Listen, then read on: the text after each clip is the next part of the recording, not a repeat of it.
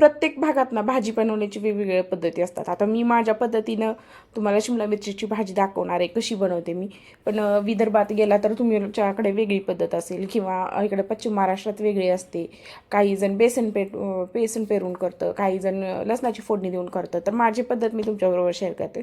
एक कढई घ्या, त्याच्यामध्ये 2 चमचे तेल ॲड करा. तेलामध्ये उभा कट करून घेतलेला कांदा ॲड करायचा आहे. कांदा छान परतून घ्यायचा आहे आपल्याला गोल्डन कलर येईपर्यंत.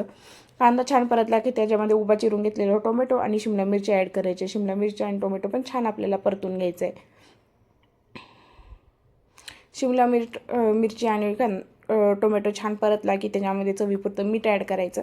कारण मिठामुळे भाज्या पटकन शिजल्या जातात, कारण मिठामुळे पाणी सुटतं भाज्यांना आणि भाज्या पटकन शिजल्या जातात. तर मीठ मी ॲड करते. आणि मीठ ॲड केल्यानंतर सोबतच मी अर्धा चमचा धनेपूड, अर्धा चमचा गरम मसाला, थोडीशी हळद आणि 1 चमचा कांदा लसूण मसाला ॲड करणार आहे. आणि हे सर्व मसाले मी शिमला मिरचीबरोबर छान परतून घेणार आहे. आणि शिमला मिरची छान तेलावरती आपण परतली विदाऊट पाणी घालता तर त्याचा उग्रवास पण जातो. त्याच्यामध्ये 3-4 चमचे शेंगदाण्याचं कूट ॲड करते मी.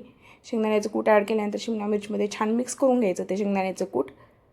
आणि थोडंसं आपल्याला पाण्याचा हबका द्यायचा आहे. त्याच्यामध्ये 1-2 चमचे पाणीच मी ॲड केलेलं आहे. तेवढं पाणी आपल्याला ॲड करायचं आणि छान प्लेट ठेवून ना 1-5 मिनटं भाजी वाफेवर शिजू द्यायचे. आणि 5 मिनटात ही भाजी तयार होते. भाकरीबरोबर, चपातीबरोबर, भाताबरोबर खूप छान लागते. तुम्ही एकदा नक्की ट्राय करा. माझ्या चॅनलवरती नवीन असाल तर माझ्या चॅनलला सबस्क्राईब करा, लाईक करा, शेअर करा, कमेंट करा आणि भाजी नक्की एकदा बनवून पहा. तुम्हाला खूप आवडेल. तुमची ऑल टाईम फेवरेट होईल. I guarantee you. बाय.